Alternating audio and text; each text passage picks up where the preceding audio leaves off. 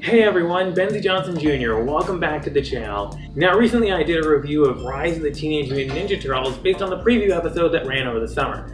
Go check that out up here if you haven't seen it, because you might need a little background before watching this video. Now that the series has officially premiered, it's time to check up on the show and see how the show has fared in its second outing, as the new Turtles show got off to a rocky start.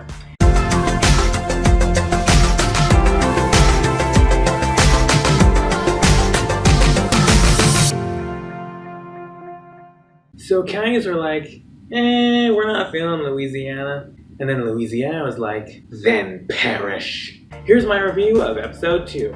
The first half episode, a format that I don't think I'll ever get used to in the context of this show, but I guess it's on trend now, kind of seems to set the tone for the series, more so than the pilot did. It looks like we're not going anywhere.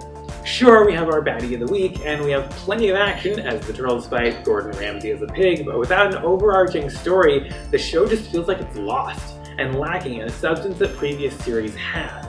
It's jarring, and while it arguably works if you're trying to get rerun value out of it, it's such a shift that it leaves longer-time viewers, such as myself, who's watched since the 03 franchise, wanting.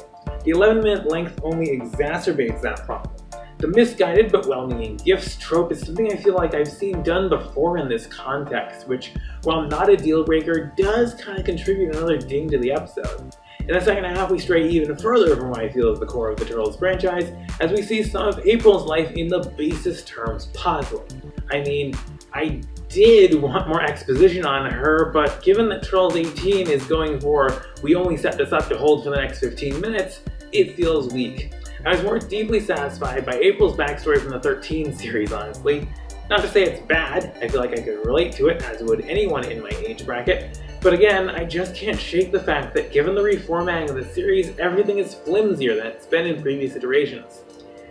Anyway, as we explore April's dead-end job at a derivative franchised arcade restaurant, we go from old Chuck E. Cheese's to new Chuck E. Cheese's to Five Nights at Freddy's, all facsimiles for trophy legal reasons, in the span of 60 seconds.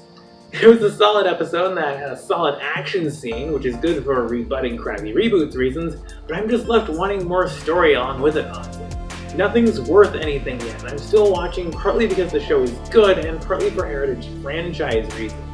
If underdeveloped story is going to plague this franchise, then it's going to hinder my enjoyment of the show, and I'm sure many other folks' enjoyment of the show as well, especially if they're coming from the strong, story-driven foundations that the show's predecessors have set. Nick has probably bet a lot on this show, and I'm sure it has what it needs to do well, both for folks new and familiar with the franchise. But the real lack of substantive lore in this version is gonna be its fatal flaw, its Achilles heel. It's really gonna nag at a lot of people, and they really need to do something to correct that in future episodes. And honestly, given what I've seen of the premiere week, I haven't seen that yet.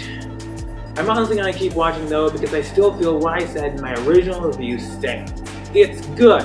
Nick could have done a lot worse with this show, and I feel now the only real issues are just tweaks on the basis of what Rise's predecessors have set up for it. But I don't know if Nick cares enough to make those kind of moves with this show or not, and executive meddling can prove disastrous for a show, and I care too much to doom this like that. But I just feel this could use some help in the story department. And I might as well add Leo is still literally Randy Cunningham, and it is beautiful. It gives me life. Looks like these fish are, wait for it, you're gonna love this, all washed up.